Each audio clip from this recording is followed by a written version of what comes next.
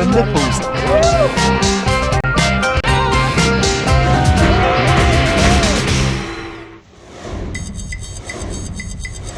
Necessity may be the mother of invention, but the ancient Chinese may just claim to be the father. China holds the patents to what have been known as the four great inventions: papermaking, printing, gunpowder, and the compass.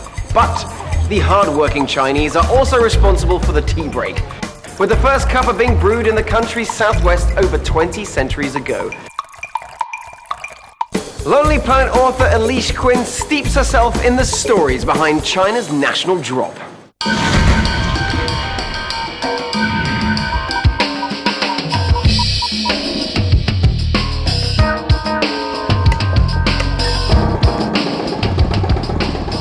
Tea is what put China on the map, and tea is what brought me to Bulang Mountain today. This is where some of the finest pu'er tea in China is harvested by the Bulang people. Now, the Bulang have been harvesting pu'er tea, a tea of connoisseurs, for over 1,700 years. So this seemed like the perfect place to start my education. The Bulang people are descended from the Pu, a minority group of ancient China. They were the first people to cultivate, process, and drink tea. The origins of tea were strongly linked to Buddhism, and it was used for medicinal purposes by the monks. The majority of pu'er tea is produced here in Yunnan province. My guide Echo Lam is going to help me uncover the secrets to this champagne of tea.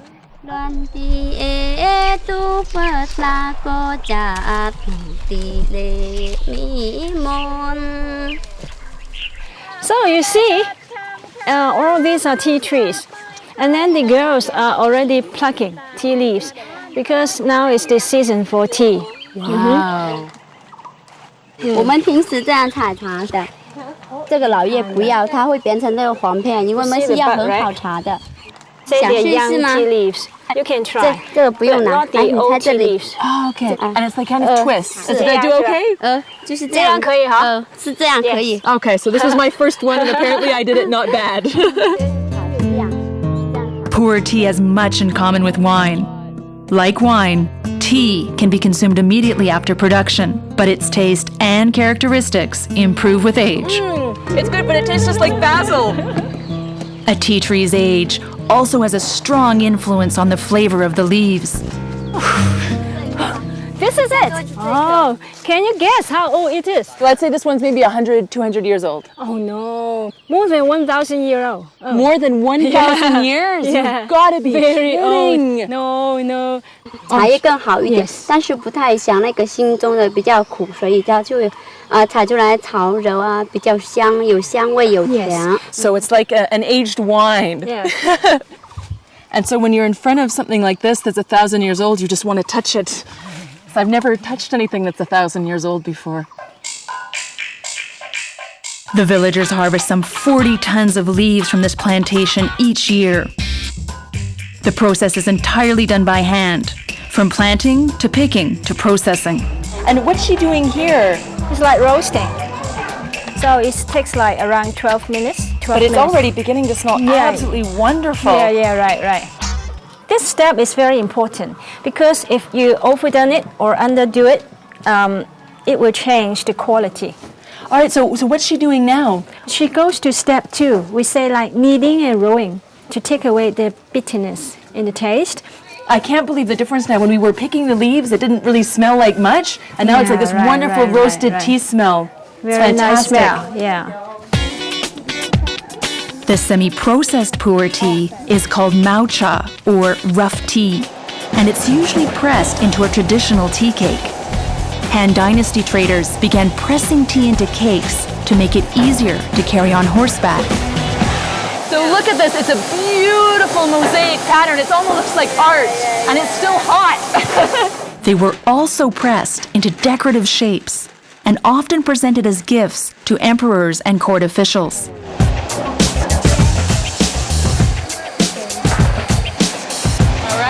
Put it in and oh, flattened the pancake. In modern times, the process has become mechanized. But at this factory, they can still make tea cakes the original way. Oh, that looks heavy. Yeah. So he places it over the tea cake. You see?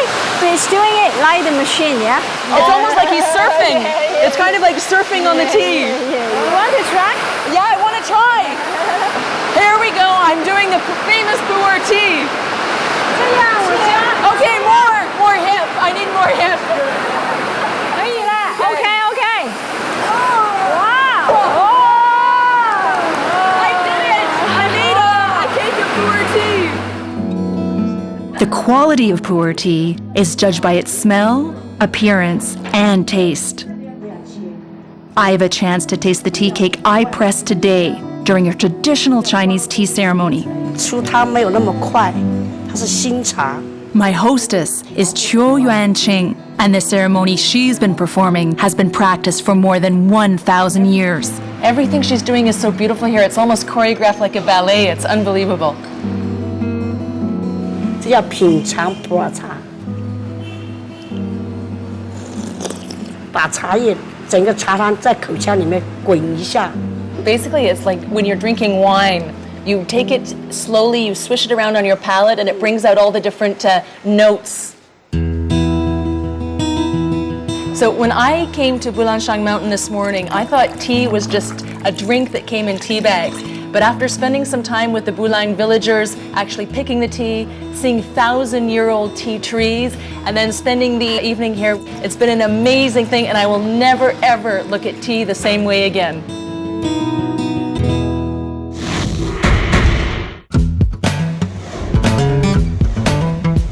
Fashion may be fickle, but the ancient Chinese had style all stitched up.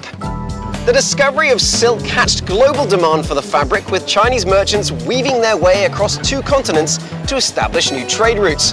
Once considered more precious than gold, silk is still tailored to the luxury market. Lonely Planet author Marika McAdam goes on the hunt for new material.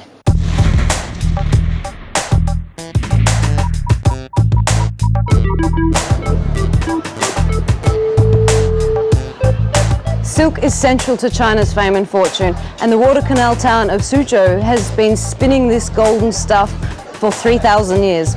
So I'm here to follow the Yellow Silk Road to find out how this town became the city of silk.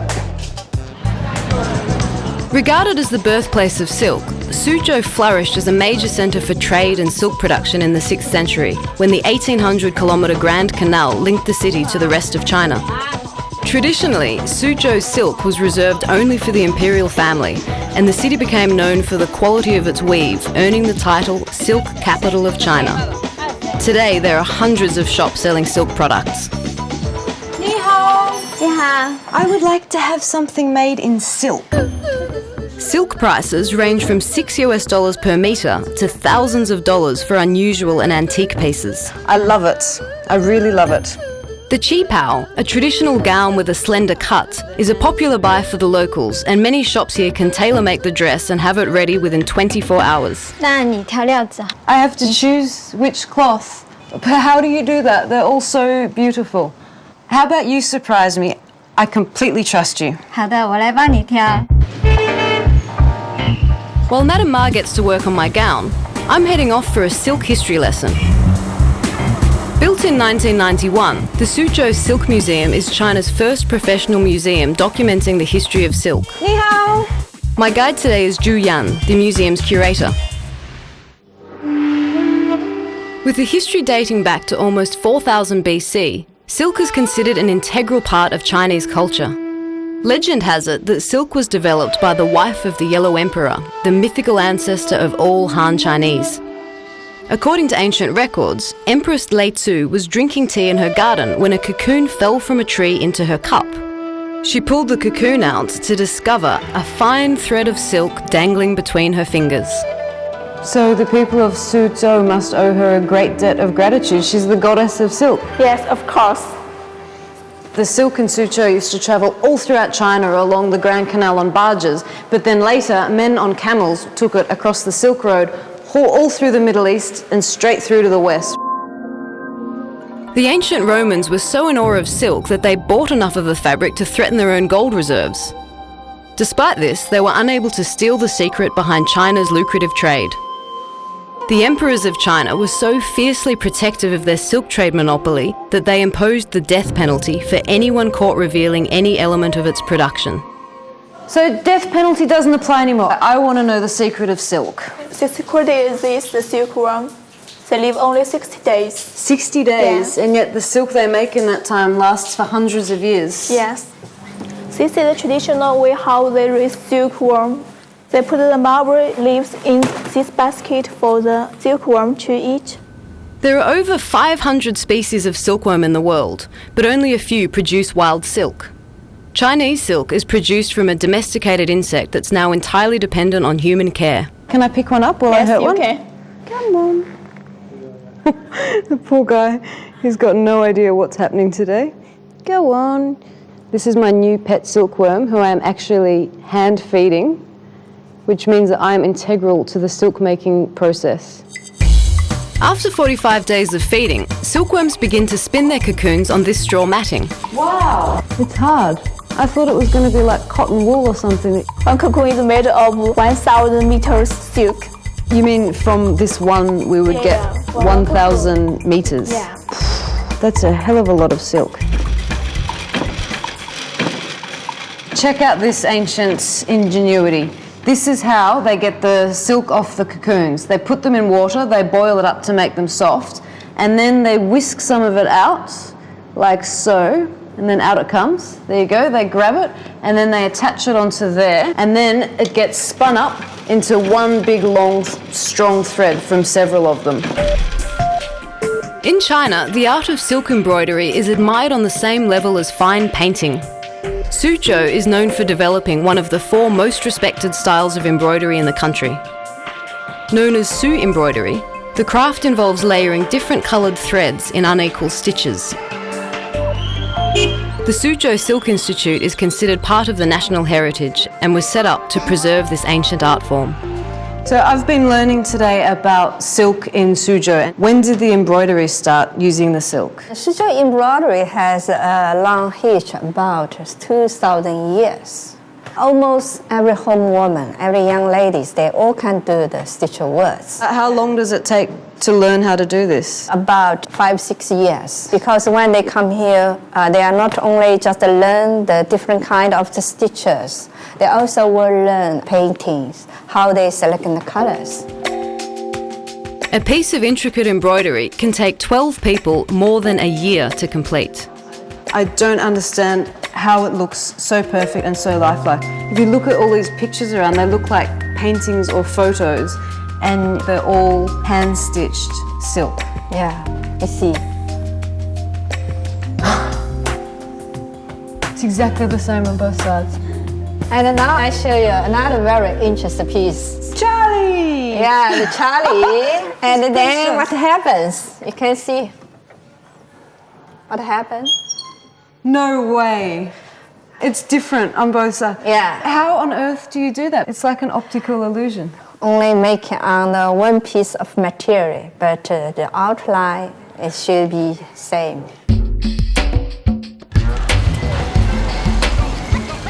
Silk has been credited as the product that first brought China to the attention of the world. Today, China produces more than 50% of silk globally, and most of it is exported from here in Suzhou. I can't wait to try this. Ta-da! It's so exciting at the end of my journey on the Silk Road in Suzhou to be standing here in my very own piece of history and innovation. And it took the silkworms and the weavers and the tailors to put me in this fabulous dress, and it makes me feel like a silk empress.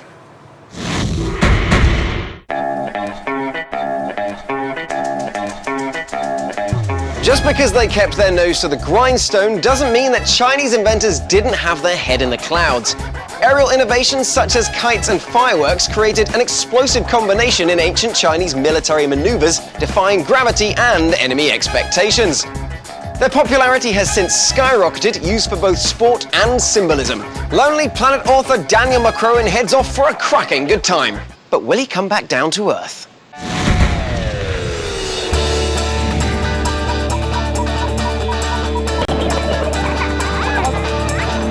Everyone knows paper and gunpowder were great Chinese inventions, but the very first kites and fireworks also came from here.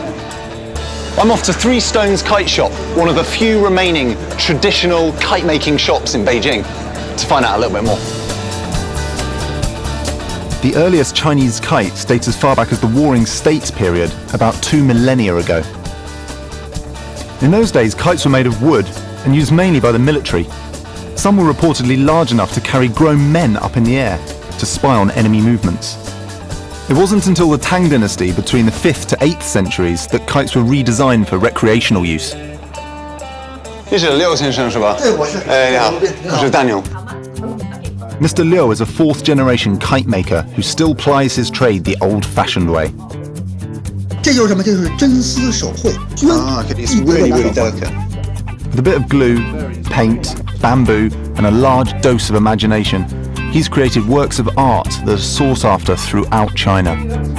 因为我们家就是以前是给皇宫做风筝。真的吗？对，宫廷类。哇 ，his great grandfather used to actually make kites for the emperor. 哎，对，给皇帝做。那么他从做工啊，就从选料、材料上还有那个画的一些图案，哎，那就非常讲究。如果做错了，做错就砍头。真的吗？开玩笑。You messed the kite up. That's it. This is one of the biggest kites he has. This is a big dragon kite with a huge long tail. How much is this? 这是1万多块钱。That's like $1,500. 太贵了, it's too expensive. Can you maybe help me make one? 啊，可以啊，没问题啊。现在我正好有时间。Excellent. We're going to make kites. Cool. The first step in making a kite is designing the motif. Mr. Liu prefers to paint on silk, but for beginners like me, it's cheaper to use paper. I'm glad I'm not making this for the emperor. Like old Chinese paintings, the motifs on each kite hold a special meaning. Dragons represent power, tortoises are for prosperity, and cranes signal a long life. The frog I'm making is associated with fertility. 可以吗？可以，very good. I'm not sure it's that good. 最重要的就是竹子，一定要对称，你看。Okay, so this is the most important part of the kite, so that the kite is perfectly symmetrical. Otherwise it won't fly properly. Choosing the right type of bamboo is important for balancing the kite. Mr. Liu prefers golden bamboo, dried in controlled conditions for over 3 years, giving it strength and dexterity. 哎，对，按一下，哎，你行。我贴这个吗？对，使劲。行，好。Okay. Our very own frog kite. So I wonder if we can fly this thing. 那个我在海淀公园约了几个朋友，咱们一起放这个。哎，太好了。哎，老刘。There are almost 300 varieties of kite designs, featuring animals, human figures, mythical beasts, and Chinese symbols. They can be as small as 30 centimeters across, or have a massive span of up to 300 meters. Mr. Liu's humongous dragon kite has taken a small team of artists more than 2 months to create. But the joy of launching it is worth all the hard work. Why does the tail of this dragon have feathers? 如果这个圈没有羽毛的话，它就跟它一样，它也必须得有中心对称。哎，下手！哇 ！OK， 你能帮我怎么放这个？哎，放线。放，哎，看得清，哎，往下放。Let the string out a little bit. 对，哎，对，放线。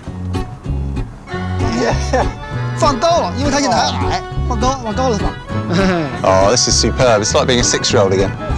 We're in a park in China with a kite maker flying a kite that I've just made out of bamboo. Fantastic.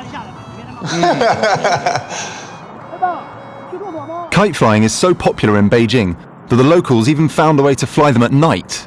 Mr. Liu has invited me to join him this evening to see just how it's done. I'm heading across town to check out another Chinese invention that, just like kites, was adopted by the military on the battlefield.